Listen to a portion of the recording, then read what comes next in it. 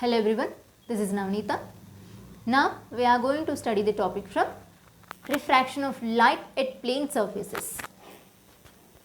Now I will explain laws of refraction, critical angle and total internal reflection.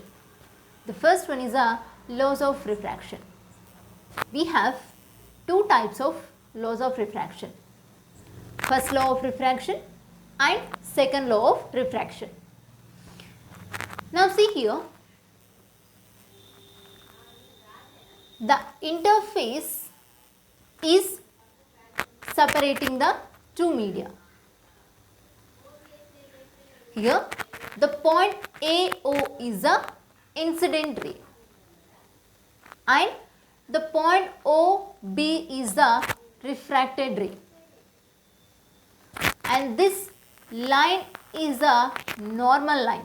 N and N dash is a normal line, and the angle between incident ray and normal is known as angle of incidence, and the angle between normal and refracted ray is known as angle of refraction. So this laws of refraction was explained by Snell's. So the first law of refraction tells us incident ray, refracted ray and normal are lies in same plane. That means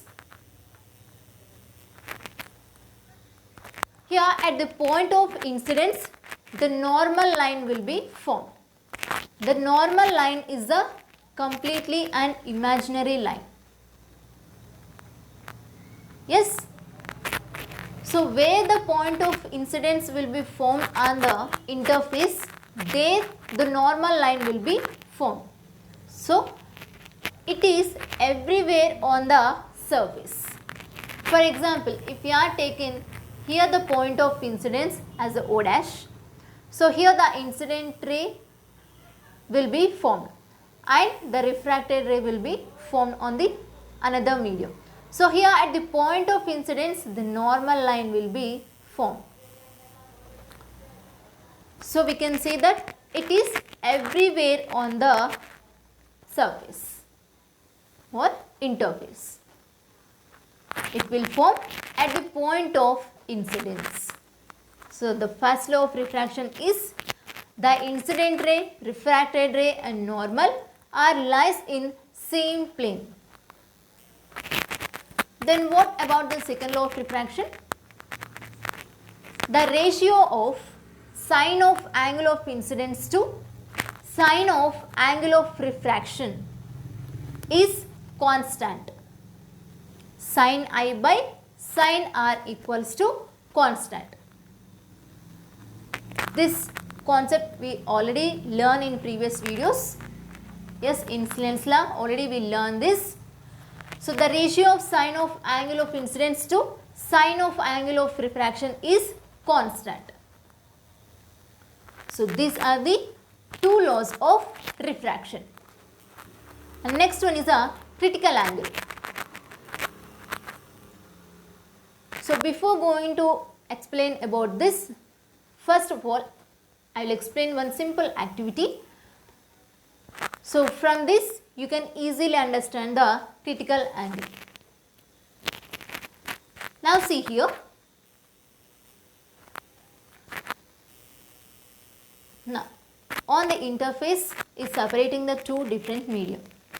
One is a rarer medium and one is a optically denser medium. Now at this point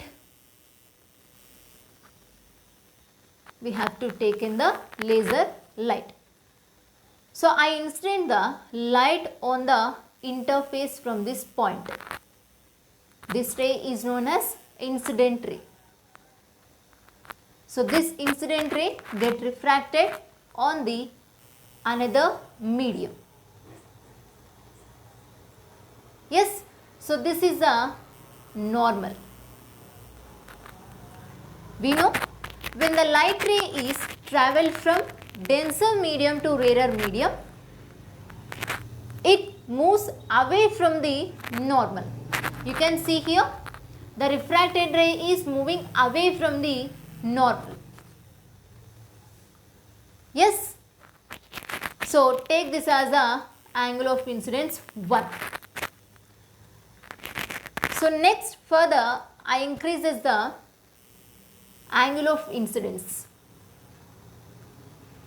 Again the refracted ray moves away from the normal. Yes, so you can observe here this is the angle of incidence 2. So the first refracted ray and the second refracted ray. So is there any difference between these two refracted rays? Yes. So the second refracted ray further move away from the normal when compared to the first refracted ray. That means the second refracted ray is travelling nearer to the interface line. Yes. Now further I increase the refracted ray. So this time the refracted ray grazes at the interface.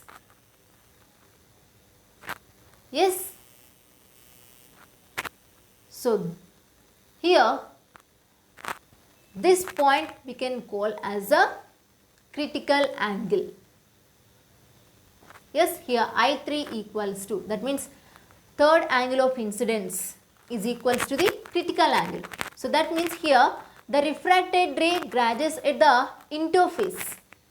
We are sending the light from denser medium to rarer medium.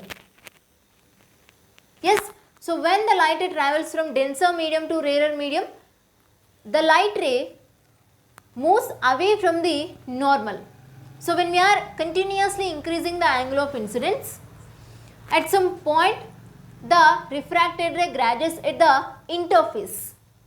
So what is the angle here? That is equals to 90 degrees. So we can call it as a critical angle.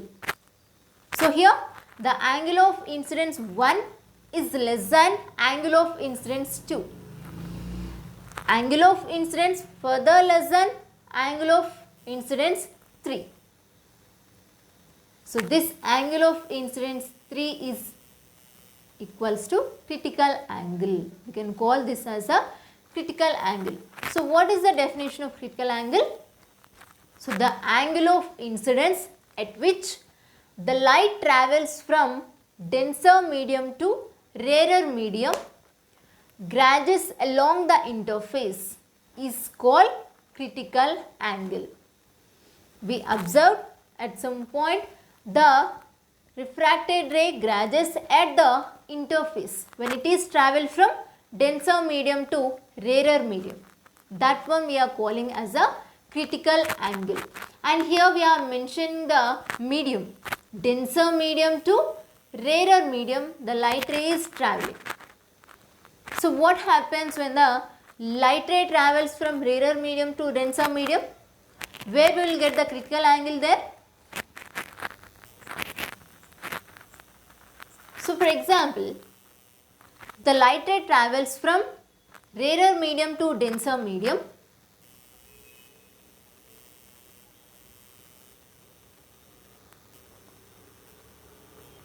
Here the refracted ray moves towards the normal. When light ray travels from rarer medium to denser medium, the refracted ray moves towards the normal. When we increase the angle of incidence, it is further moves towards the normal only. There we will not observe any critical angle because the light ray travels towards the normal. It will not grazes the interface. So there we will not get any critical angle. So we have to mention the point, the medium, the denser medium to rarer medium, the light ray is travelling here. So at that time it grazes along the interface. That one we are calling as a critical angle.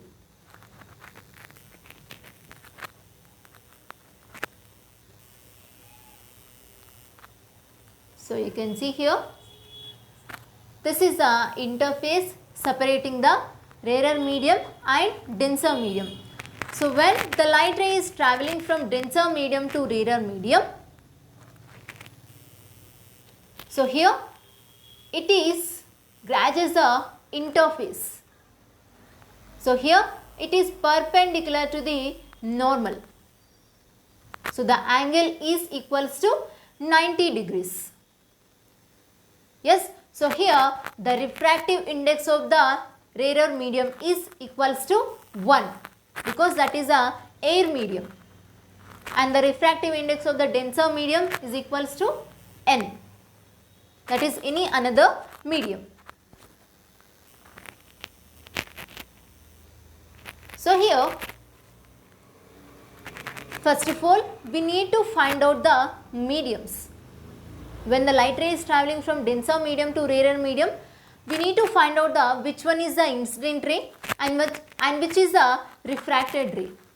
So here the light ray is travelling from denser medium to rarer medium. So here this is the incident ray. Here by seeing of this arrow we can identify. So here this is the incident ray and this is the refracted ray. It is travelling from denser medium to rarer medium. So here sin I by sin R equals to, so by applying the Snell's law here, we know sin I by sin R equals to constant. So there the refractive index of the refracted ray into the refracted index of the incident ray. There we can take from medium 2 to medium 1. So here the light ray is travelling from denser medium to rarer medium. Yes, again it is travelling from rarer medium to denser medium. That means we are taking here their refractive index of the refractive ray to the refractive index of the incident ray. That is a Snell's law. So here sin I by sin R equals to, we can take here sin C by sin 90. So here I equals to, angle of incidence I equals to, we know C, and refracted ray sin R equals to 90. And here the refractive index of the refracted ray is equals to 1, that is air equals to 1, and the refractive index of the incident ray is a n. So here we can take sin C by, and sin 90 value equals to 1, sin C by 1 equals to 1 by n. So from this we can write C equals to sin inverse of 1 by n, and n equals to 1 by sin C. This is a critical angle when the light ray travels from denser medium to rarer medium. And next one is a total internal reflection. We can also call this as a TIR. So when the angle of incidence is greater than critical angle, the light ray reflects into denser medium at interface phenomenon is called total internal reflection. So to understand this definition, I will explain you with this one diagram. So you can see here, the interface is separating the two mediums, rarer medium and denser medium. So in denser medium, at this point I am incidenting the light to the interface line.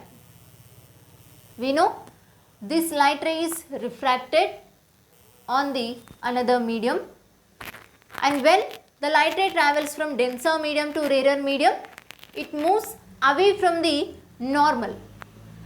Yes, so this is the angle of incidence 1. Yes, so here the light ray is travelling away from the normal, and when we increase the angle of incidence, so again the refracted ray moves away from the normal. So this time we will observe the refracted ray coming near to the interface. It is away from the normal and it is moving towards the interface. So here the angle of incidence 1 is less than angle of incidence 2. Further, when we increase the angle of incidence, so here we will observe the refracted ray grazes at the interface line. Yes, so here the angle of refraction equals to 90 degrees because here this line is perpendicular to the normal. So we can take here the angle of refraction is equals to 90 degrees. So we can say this as the critical angle. So the third angle of incidence equals to critical angle. So the angle of incidence 2 is less than the third angle of incidence. Now further, when we increase again the angle of incidence, so this time we will observe the refracted ray will form in the same medium. Yes, so we will get the refracted ray on the same plane, that means on the same medium. So when the angle of incidence is greater than critical angle, we will observe the refracted ray on the same medium. Here we are passing the light ray from denser medium to rarer medium, but here the angle of incidence is greater than critical angle. So that's why we will observe the ray on the same medium. So here we can see that the angle of incidence is greater than critical angle. Yes, here we are increasing after the critical angle also. Yes, so the light ray is more than critical angle. So here the angle of incidence is greater than critical angle. So the light ray reflects into denser medium. Yes, we will observe the reflection of light at the same medium, at interface. So that we call this as a total internal reflection.